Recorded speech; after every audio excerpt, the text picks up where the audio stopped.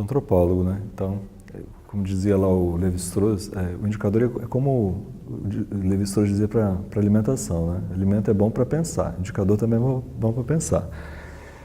Então, se ele ajuda a um pensamento organizado, orientado, não é? Para a cultura e para a distribuição da cultura no território, ele já é um indicador para o qual foi dado bom uso, né? A partir dele a gente tem vários elementos que podem ser refletidos, né? De uma maneira organizada, através do pensamento. O primeiro dele é a distribuição absurdamente desigual, né, do desenvolvimento cultural no território, né? Desenvolvimento cultural desigual no sentido de acesso a bens, né, de consumo, né, a equipamentos e a distribuição de um mercado de trabalho.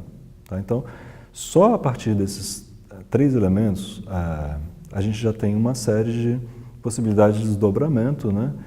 Não só reflexivas, mas em termos de ação. A gente sabe, então, que a cultura é uma potência, que ela é grande, né, do ponto de vista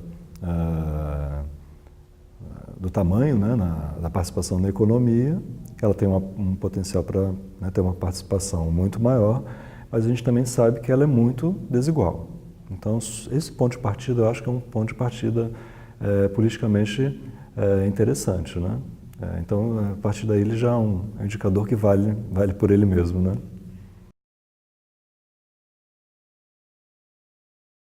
A gente tem duas ou três coisas aí nessa história, né? Primeiro, o desenvolvimento da cultura propriamente, que a gente vê pela cultura medida, que a gente acabou de falar, né? Consumo, equipamento e trabalho. A cultura tem uma participação imensa no processo de desenvolvimento, né? Ela participa bem no mercado de trabalho, em alguns lugares ela chega a ser 7% do mercado de trabalho. Ela participa bem do consumo, né? Ela é quase 3% do consumo das famílias, né?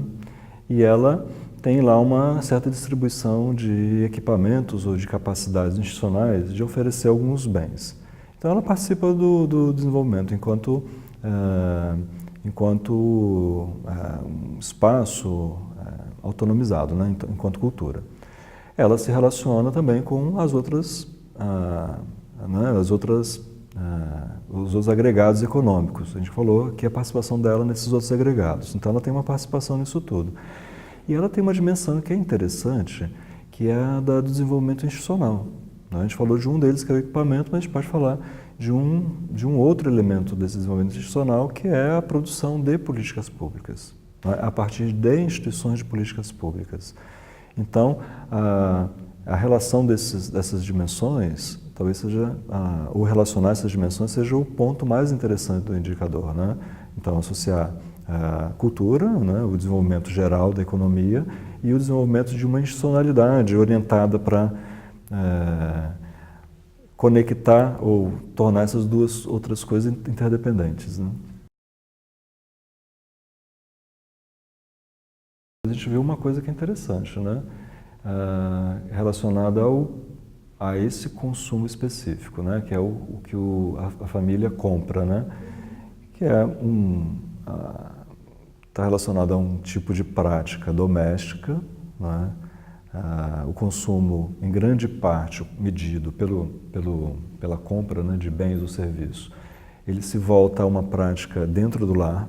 Então, fundamentalmente, o que a gente tem desse tipo de consumo é o consumo de audiovisual, né?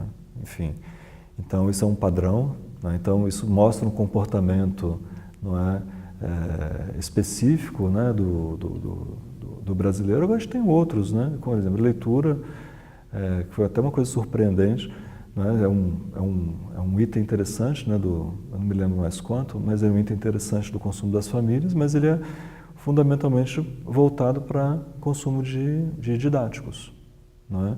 Então a gente tem um perfil aí que é interessante, né? A gente pode até questionar se isso não decorre de uma ineficiência da área de educação, porque afinal de contas, enfim, o livro didático devia ser acessível, né? E ele passa a ser uma parte importante do consumo das famílias. Bom, uma parte dele o próprio poder público confere, né? Mas sobra uma parte enorme de livros didáticos, que são escolares e não escolares, mas enfim, que é muito grande no rol de consumo, né?